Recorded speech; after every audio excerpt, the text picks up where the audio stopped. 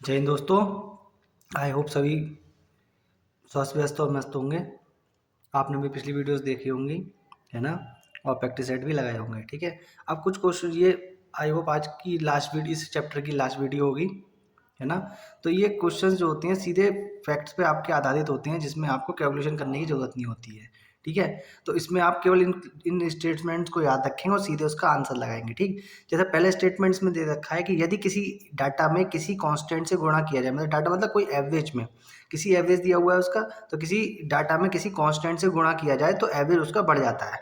Example के तौर पे आपका लिखा हुआ है किसी एज ग्रुप का एवरेज अगर एक्स है तो एवरेज क्या होगा यदि प्रत्येक को एन से गुणा किया जाए। तो इसमें कुछ ऐसा नहीं है। तो उसमें मैंने जैसा कि इसमें बताया है आपको कि यदि किसी डाटा में क्या करते हैं, डाटा का मतलब एवरेज से मतलब है, कोई डाटा दिया होगा उसका एवरेज निकाला है आपने, और जो एवरेज निकल के आया उसकी किसी कांस्टेंट से ए बी सी डी, है ना, जो भी आपके वेरिएबल है ए बी सी डी का कुछ भी हो सकता है, 8 9 10 11 कुछ भी हो सकता है, उससे क्या किया गया, गुणा किया गया। तो एवरेज क्या होता है, बढ़ जाता है, एवरेज बढ़ जाएगा, उतना ही गुना हो जाएगा। कहने का मतलब है कि उतना ही गुना हो जाएगा वो। ठीक, जैसे एग्जाम्पल है किसी एज ग्रुप का एवरेज जो है वो कितना है, एक्स है। तो क्या एवरेज क्या होगा यदि प्रत्येक को एन से गुणा करी जाए, तो मैं क्या करना है उसमें, कुछ नहीं, तो उसमें क्या होगा, पहले कितना था एक्स, और कितने से गुणा करिए, एन से, तो कितना हो जाएगा, एन एक्स हो जाएगा। कितना हो जाएगा, एन एक्स हो जाएगा, कि उसकी उतने ही गुना बढ़ जाएगा। वो कितने गुना बढ़ गया है, एन से गुणा करिए तो एन गुना बढ़ गया, 4 से गुणा करेंगे तो 4 गुना बढ़ गया, 7 से गुणा करिए तो 7 गुना बढ़ गया। तो था एवरेज कितना, एक्स, एवरेज कितना था एक्स, और यहाँ कितना हो गया, एन, क्या हो गया, बढ़ गया। भाई मान लो आपका कोई एवरेज आपका दिया हुआ है 2 3 4 5, तो इसकी मैंने अगर 5 से गुणा करी सभी संख्याओं की, तो 5 तो इसमें कॉमन आ जाएगा ना, और बाकी का ये एवरेज होगा यहाँ पे जो निकल के आएगा। तो ये क्या हो गया आपका, उतने ही गुना हो गया। ठीक है ना, उतने ही गुना हो जाएगा आपका। ठीक, 10 संख्याओं का एवरेज 7 है, यदि प्रत्येक संख्या में 12 से गुणा की जाए तो एवरेज क्या होगा। ठीक है ना, तो मैंने ऊपर स्टेटमेंट आपका लिखा है, उस स्टेटमेंट पे ध्यान दो आप। तो उसने एवरेज कितना दिया है, 7, और गुणा कितने से की है यहाँ पे, 12 से। तो मैंने क्या बताया था, कितना हो जाएगा यहाँ पे एन एक्स, तो एवरेज कितना दिया है, 7, कितने से गुणा करी गई है यहाँ पे, गुणा करी जाती है तो कितना हो जाता था, एन से गुणा करी थी पहले हमने, यहाँ किससे गुणा करता है, 12 से, तो 12 की गुणा किससे कर दोगे, 7, तो कितना हो जाएगा, 84। तो यानी कि उतने ही गुणा बन गया, 17 से 12 से गुणा करी तो 12 गुणा बढ़ गया आपका एवरेज। ठीक है ना, ये वाले जो स्टेटमेंट सीधे आपके सवाल पूछे जाते हैं वो टीजीटी और पीजीटी में पूछे जाते हैं ज़्यादातर। ठीक है, स्टेटमेंट के आधार, ठीक है, उसमें एन एक्स का x y z a b c d करके दिया होता है। और जो आपका कम्पिटेटिव एग्जाम जो आपके सीजीएल वगैरह होते हैं, बैंक का एग्जाम होता है आपका, बाकी अदर सी सेट वगैरह होते हैं, उन कम्पिटेटिव एग्जाम्स में क्या करते हैं वो इस तरह से आपके डाटा आपके देकर पूछते हैं। उस बाकी स्टेटमेंट उसमें सीधे स्टेटमेंट वाले जो पूछते हैं वो टीईटी पीईटी में पूछते हैं। आपके 25 क्वेश्चन टीईटी पीईटी में इन्हीं चैप्टर से आते हैं आपके। ठीक, तो ये जो क्वेश्चन दिया है, ये इस टाइप का क्वेश्चन टीईटी पीईटी में, और जो डाटा बेस आपको दिया होता है वो दिए होते हैं, वो दिए होते नंबर्स दे रखे हैं। तो नंबर्स जो देते हैं आपको, वो देते हैं आपके उसमें एसएससी सीजीएल वगैरह बैंकिंग वगैरह इन सेक्टर में दिया है, नोट कीजिए इसको। नेक्स्ट है आपका, यदि प्रत्येक गिवन डाटा में किसी कांस्टेंट का भाग दिया जाए तो एवरेज उतने से ही भाग हो जाएगा। ठीक है, तो एग्जाम्पल है किसी समूह के 15 व्यक्तियों का एवरेज भार जो है वो 60 kg है, यदि प्रत्येक के भाग को 5 से भाग कर दिया जाए तो उनका एवरेज कितना होगा। तो भाई जो स्टेटमेंट आपका दिया गया उसी पे सवाल है आपका, तो उसी के आधार पर आप करेंगे से। भाई उसने क्या कहा है, यदि प्रत्येक गिवन डाटा जो आपका है उसको कांस्टेंट मतलब कि कितने से भाग कर दे, 1 2 3 4 5 6 10 15 20 50 से भाग कर दिया जाए तो एवरेज उसका उतने से ही क्या हो जाएगा, भाग हो जाएगा। ठीक, अगर मान लिया कोई हमने एन से भाग करना है तो एन से भाग किया है तो इतना ही गुना भाग से करना है, वो 9 से भाग करना, एन से भाग करना होगा हमें, है ना। ऐसे करके यहाँ किसी समूह के 15 व्यक्ति, एग्जाम्पल दिया है किसी समूह के 15 व्यक्तियों का एवरेज जो भार है वो 60 kg है, यदि प्रत्येक के भार को 5 से भाग कर दिया जाए तो उसका एवरेज कितना होगा। तो उसका एवरेज निकालना है हमें, जबकि किससे भाग कर दिया है, 5 से, था कितना 60, तो 60 एवरेज जो भाग था, भार 60 था, तो एवरेज कितने से भाग करेंगे, 5 से। यहाँ क्या कहते हैं 12 से करता तो 12 से भाग कर देते, 10 से कहते तो 10 से भाग, तो कितना आपका कितना कम हो जाएगा,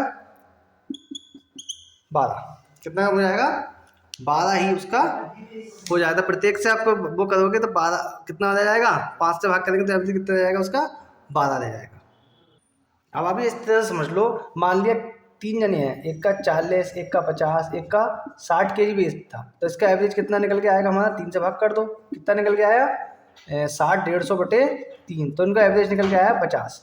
अब उसने कहा प्रत्येक को किससे भाग कर दें हम? 5 से भाग कर देते हैं।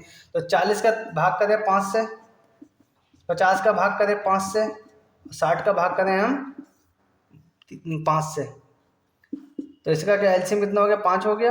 तो कितना हो गया? 150/5, तो कितना आ गया ये? 30 आ गया। और इसके एवरेज कितनी संख्या है? 3, तो 3 से क्या कर दिया? भाग कर दिया, कितना आ गया? 10 आ गया आपका। और सीधे सीधे अगर भाग करो आप, यहाँ कितना आया? 50 आया, तो इसे 5 से क्या कर दो? भाग कर दो। ठीक है, वहाँ पे कहा है ना 5 से भाग करने के लिए, तो अब भी कितना आया? 10 आया। तो ये स्टेटमेंट आपका क्या है?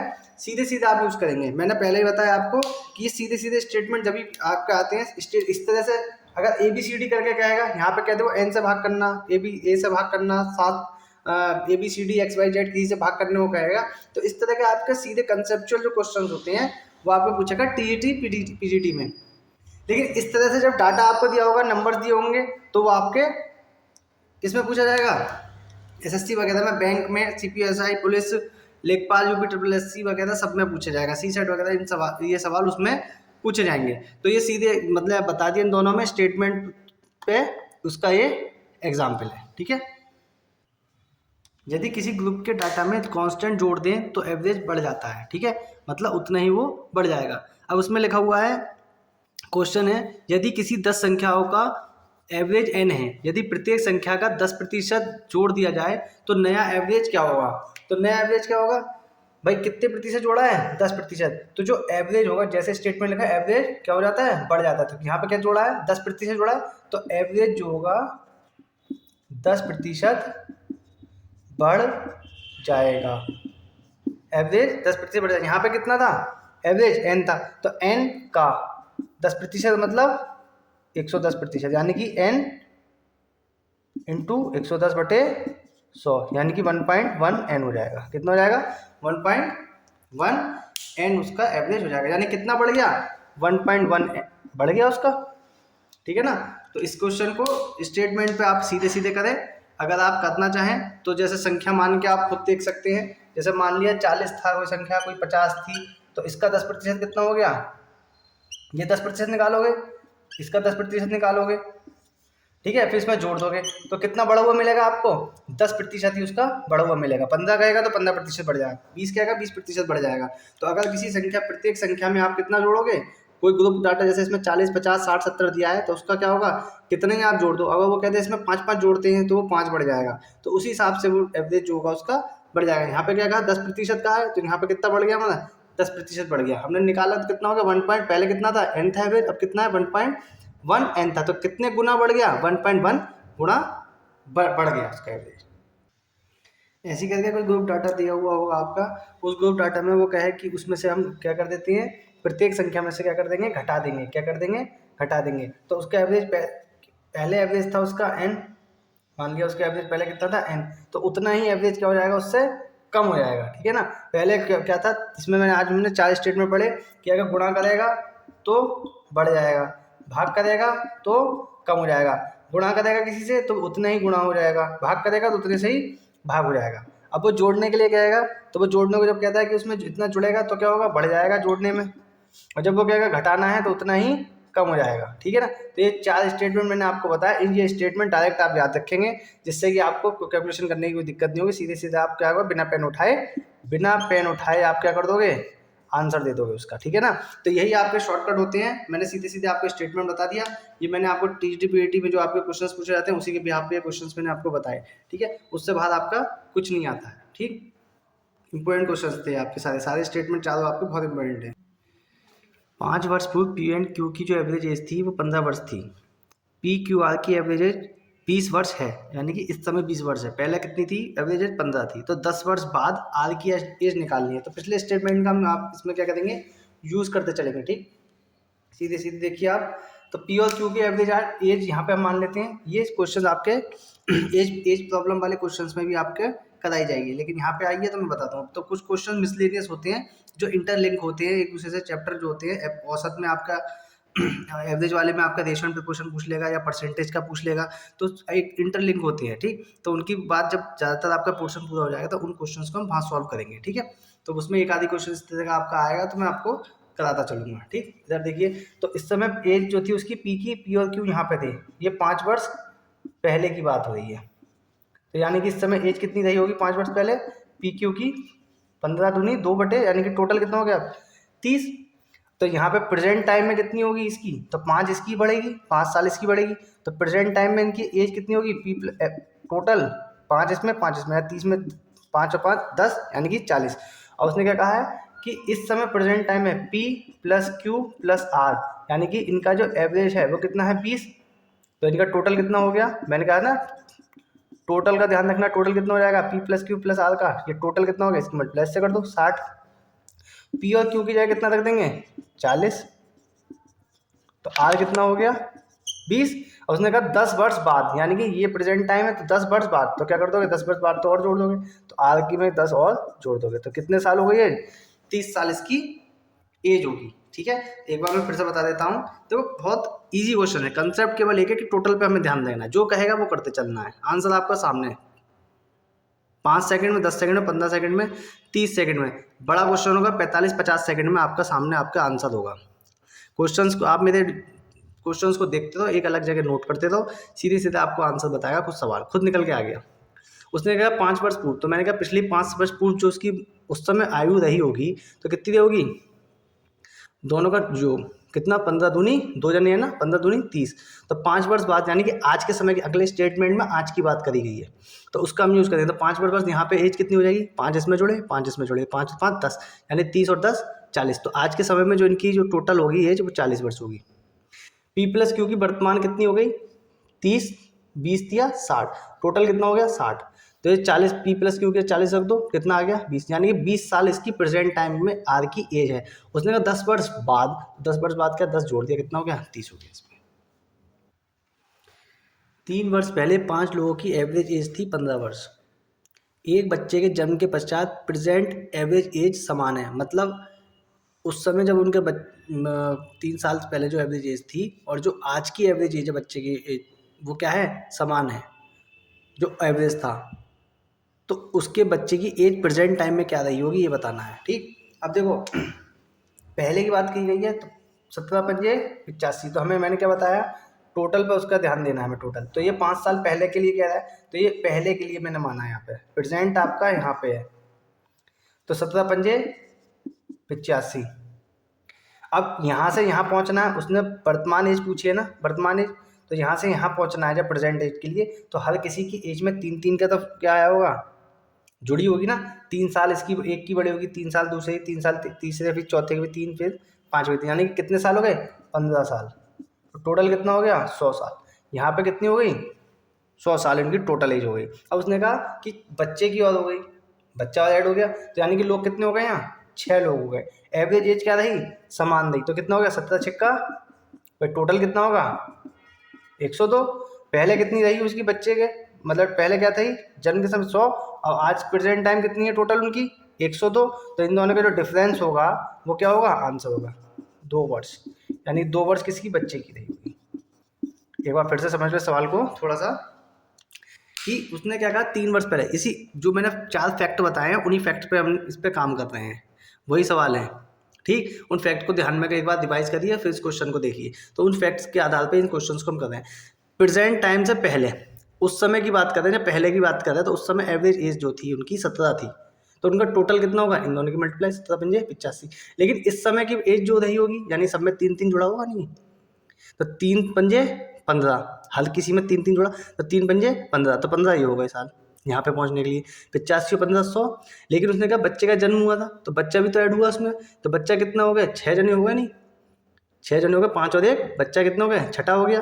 और एवरेज एज जो रही वो क्या रही समान रही, कितनी 17, तो 17×6 = 100। इन दोनों का जो डिफरेंस है वही हमारा आंसर, 102 में से 100 घटा दो कितना आ गया 2 वर्ष। तो 2 वर्ष क्या रही उसकी बच्चे की आयु रही आज के समय में, ठीक है ना।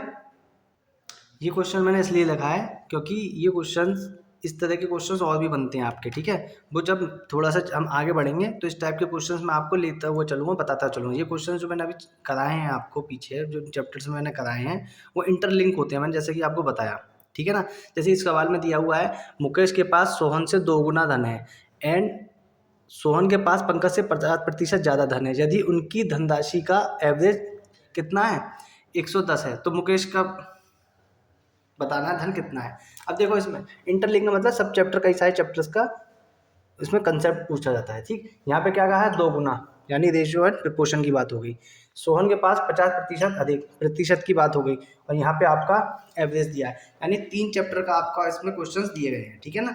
जब मैं आपके सारे कंसेप्ट क्लियर करा दूंगा, आगे 1-2 चैप्टर हो जाएंगे, उसके बाद ये क्वेश्चंस अपने आप ही में आने लगेंगे, मैं आपको कराता रहूँगा, ठीक। जितना आपको जरूरत है मैं आपको कराता चल रहा हूँ, आगे भी जो जरूरत की चीज़ होंगी वो मैं आपको कराता, लेकिन क्वेश्चन कोई नहीं छूटेगा आपका, ये मेरी आपसे गारंटी है, वादा है मेरा आपसे, ठीक। इसने कहा मुकेश के पास सोहन से 2 गुना, तो मुकेश के पास सोहन से, तो सोहन के पास अगर 100 हैं तो मुकेश के पास कितने होंगे, 200। मैं XYZ भी मान सकता था, मैं इसमें 1 2 3 4 भी मान सकता था, लेकिन कैलकुलेशन इजी करने के लिए मैंने 100 और 200 माने, ठीक। तो इनका जो एवरेज रहा वो कितना रहा, मुकेश और सोहन का अगर एवरेज देखूं मैं 2:1 रहा। आगे कहा उसने, क्या कहा, सोहन के पास पंकज से 50% ज़्यादा, अगर सोहन के 100 हैं तो पंकज के अगर 100 हैं तो सोहन के कितने हो जाएंगे, 150। तो इन दोनों का जो रेशो होगा वो कितना हो जाएगा, 150, 50 दूनी 50 दिया, यानी कि S रेशो P कितना हो गया, 3:2। अगर मैं यहाँ पे देखूँ तो 3:2।